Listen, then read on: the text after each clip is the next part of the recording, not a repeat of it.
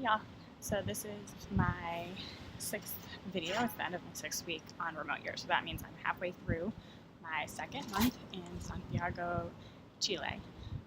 And yeah, a lot on my mind this week. This is the first video where I'm not 100% sure where I'm going to take it, but I don't want that to stop me from keeping my goal of one video a week. So I think the first thing is just it's kind of crazy.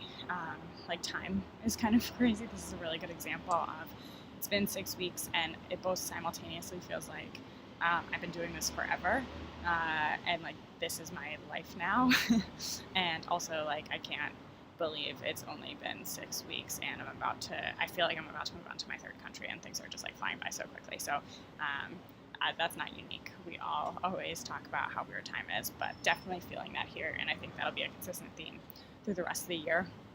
And then I guess the second thing that's been on my mind, it's not like a fully formed thought yet, so bear with me as I just ramble through it, but so the first week in Santiago, I actually got my phone stolen.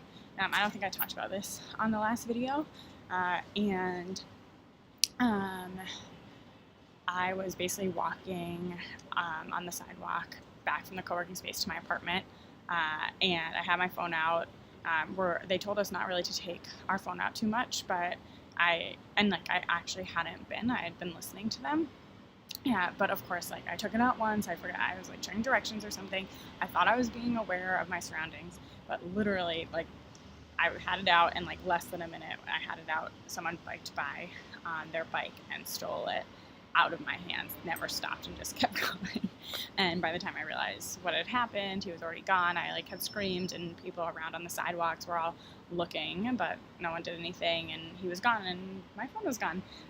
So, I mean, everything ended up being fine, like super lucky that he didn't take more than just my phone. I like canceled or changed the passwords to everything, wiped my phone, everything. So it was all fine. And like, I didn't get hurt or anything, but it just got me start thinking because a lot of people's responses was like, oh yeah, of course you got, of course it was you. This was literally like our third day here. And a lot of people were like, yeah, of course it was you because you're blonde. So everyone told me to, start wearing a hood around the city, wear more hats and try to like hide myself, which I like had a very unexpectedly strong reaction to that. I was like, what the hell? No, like I'm not gonna change who I am and hide my hair. Like I'm gonna it made me almost want to like stand out even more, which is funny because if people know me in the city, I like wear hoodies a lot actually, especially after long work days. I wear baseball caps a lot. Like I don't always dress up and I'm like kind of fine blending in sometimes. I mean, every now and then you want to, put lipstick on and have a night out, but that wouldn't normally offend me, but just the feeling of people telling me I had to do that, and that I had to kind of like hide the fact that I look different from people down here, because like just if I haven't explicitly mentioned it, no, there are like no blondes here, and basically every time I walk down the sidewalk, I get so many views and stares and just like lots of attention, not in a nice way. But yeah, it was the first time someone was like kind of telling me to try to hide how I look like because I look different from people, and it like made me really frustrated like the first 24 hours. So I was thinking about why. And then it kind of made me realize like, whoa, like isn't that crazy that I've lived somewhere my entire life where no one's ever like, yes, there are situations where I felt different. Like I'm a woman, I work in technology, I'm usually the only woman in the room, but like, and I guess sometimes I actually have felt like during work, like I don't dress up as much, or I don't wear lipstick to work, or I used to not wear lipstick to work or like get as dressed up because I didn't want to be as feminine and like stand out in that way. So I guess that's similar, but this just felt way more extreme. And yeah, it made me start thinking like, wow, there are people who feel like this every single day of their lives. Like I am feeling frustrated because I'm in a country for only 4 weeks where I don't feel like I can like flip my hair and get dressed up and like kind of like just like feel feminine and like girly and blonde because it's unsafe for me to do that. There are people who live their entire lives like that. There are people who are driving through a town in the US and are nervous, like wondering like, should I stop to get gas here because they're a person of color and it's a predominantly white town.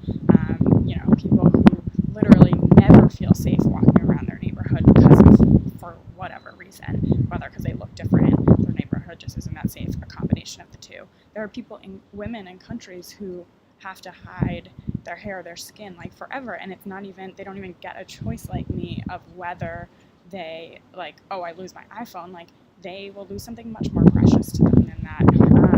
So I don't really have like an end thought as much as like it really has made me bummed and made me like just start thinking about, one, how privileged me and so many people are to, like, we go through tough times, but like constantly living in a state of fear is a totally different feeling. Like, there are some days here, and I'm not even threatened in a violent way or for my life, but like there are days here where I decide, like, oh, you know what, I'm just not going to go out to lunch because it's not worth having the feeling of like always like constantly worrying about being robbed, so I don't do anything. Like, imagine that times a million and all the time. Like, it's like the hierarchy of needs. Like, first is like safety and security, and if you don't have that, like, how can you expect people to like have a job and be able to focus on that and focus on relationships and focus on hobbies and like personal care and all these things that we have such a privilege to tell people, like, oh, you should like meditate more and like take time for yourself. It's like, well, some people are just trying to figure out how to walk to school or to work or to buy water without like their like lives or safety being threatened.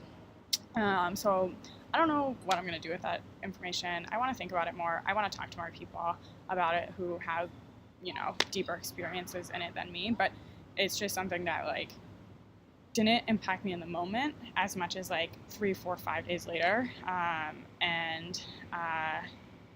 Yeah, it's just something that I wanted to talk about.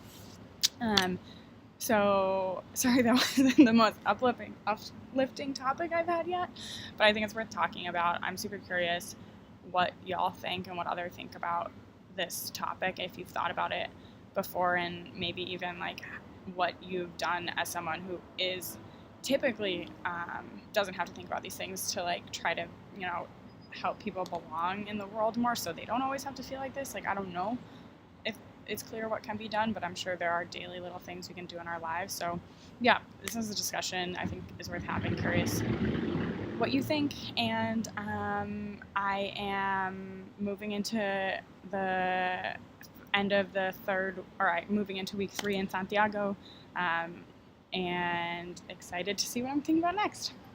Bye, guys.